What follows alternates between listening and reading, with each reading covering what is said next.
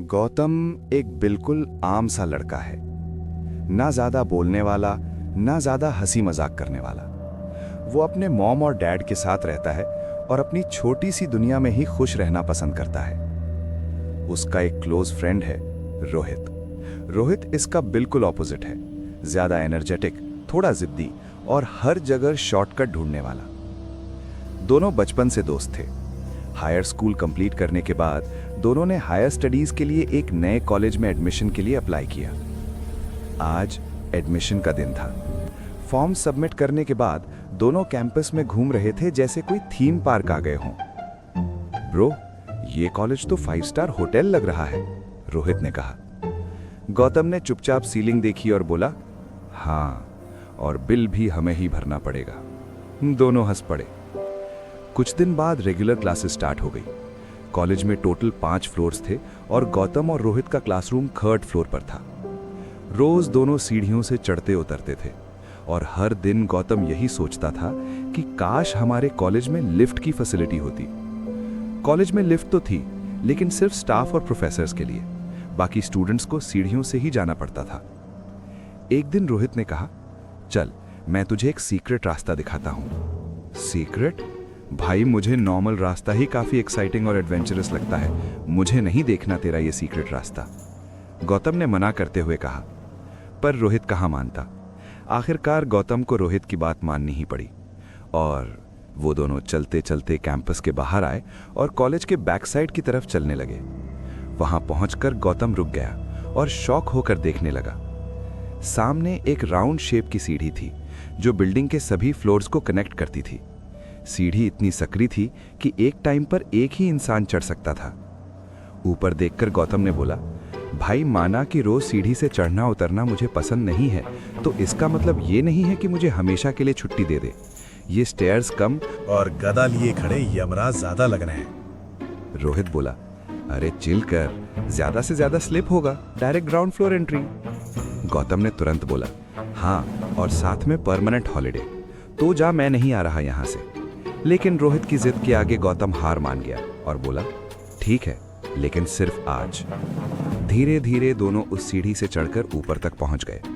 ऊपर आते ही गौतम की जान में जान आई और उसने सीधा बोल दिया, लाइफ में बहुत गलतियां की हैं, पर इस रास्ते से आना सबसे बड़ी गलती थी, और उससे भी बड़ी गलती तुझसे दोस्ती करके की है। आज हम आ तो गए हैं, लेकिन दोबारा मैं यहां से कभी नहीं आऊंगा। रोहित बोला, थैंक यू भाई, मैं हर किसी की लाइफ एडवेंचरस बनाता हूं। उस दिन लेक्चर के लिए दोनों लेट हो गए थे, इसलिए प्रोफेसर ने उन्हें क्लासरूम के बाहर ही खड़ा कर दिया। रोहित धीरे से बोला, शॉर्टकट का फायदा देखा? गौतम ने घूर के देखा और कहा, चुप रह, वरना इसी सीढ़ी से धक्का दे दूंगा। तभी गौतम के कान में सरसराहट सी आवाज आई। रोहित, क्या तुझे कुछ अजीब सा सुनाई दिया? गौतम ने धीरे से पूछा। नहीं, रोहित बोला। पर गौतम को फिर से वही आवाज आई। वो अपनी राइट साइड मुड़ा और आवाज की तरफ बढ़ने लगा। आवाज धीरे धीरे तेज होती जा रही थी। सामने एक बंद दरवाजा था। गौतम धीरे धीरे उस दरवाजे के पास पहुंचा और अपना हाथ दरवाजे के हैंडल की तरफ बढ़ाया। हैंडल ठंडा था, बहुत ठंडा, जैसे बर्फ। उसी पल कॉरिडोर की लाइट एक बार फ्लिकर हुई।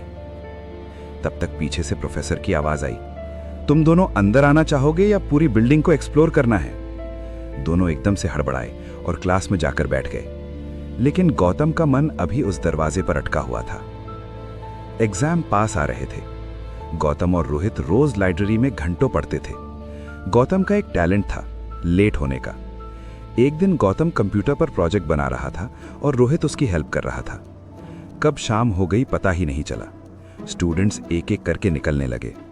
रोहित बोला, चल भाई, वरना अगर इसी तरह रोज लेट होते रहे तो कॉलेज वाले गार्ड को काम से निकालकर तुझे अपॉइंट कर लेंगे। गौतम थोड़ा सा हंसा और बोला, तू जा, बस 5 मिनट। रोहित ने कहा, यार, तेरे 5 मिनट देखकर घड़ी भी डिप्रेशन में चली जाती है। रोहित थोड़ी देर वेट किया, लेकिन गौतम चलने के लिए तैयार ही नहीं हो रहा था। रोहित बोला, ठीक है भाई, मैं अब निकलता हूं, अंधेरा होने को है। और वो चला गया। अब लाइब्रेरी में सिर्फ गौतम और लाइब्रेरियन थे। लाइब्रेरियन ने कहा, गौतम बेटा, मुझे लाइब्रेरी को लॉक करके निकलना है। बस 5 मिनट सर, गौतम ने फिर वही लाइन बोली। लाइब्रेरियन भी गौतम को अच्छे से जानता था कि ये हमेशा इसी तरह से लेट करता है। लाइब्रेरियन ने गौतम को चाबियां देते हुए कहा, लाइब्रेरी और मेन गेट लॉक कर देना और चाबी गार्ड को दे देना। आज मुझे थोड़ा जल्दी जाना है। और लाइब्रेरियन भी चले गए। अब लाइब्रेरी में गौतम अकेले था। प्रोजेक्ट खत्म हुआ। गौतम कंप्यूटर बंद करके निकला ही था कि धक, कुछ भारी गिरने की आवाज आई।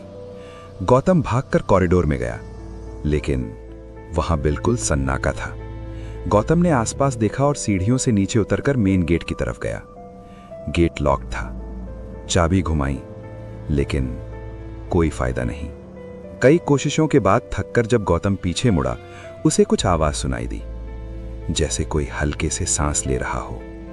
गौतम आवाज का पीछा करता हुआ सीढ़ियों के पास पहुंच गया और तब सामने का मंजर देखकर उसकी आंखें खुली की खुली रह गईं। सामने गार्ड की लाश दीवार पर लटकी हुई थी।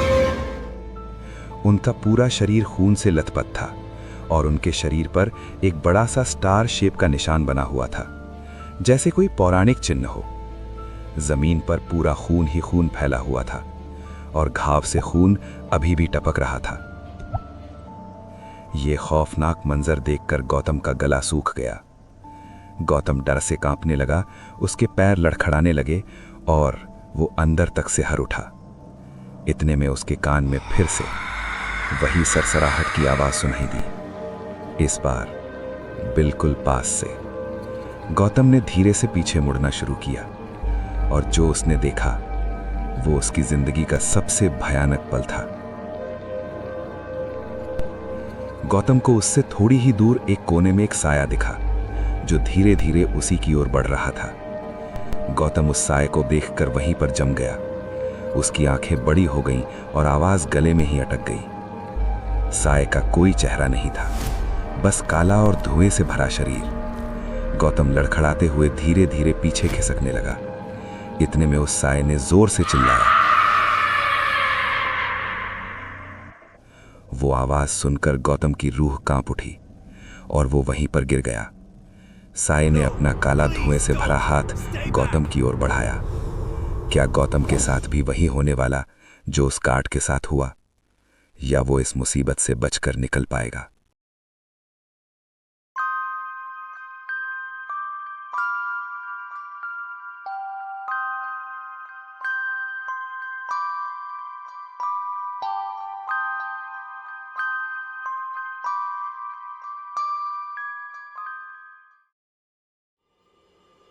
Thanks for watching. Please like, share, and subscribe for more horror stories.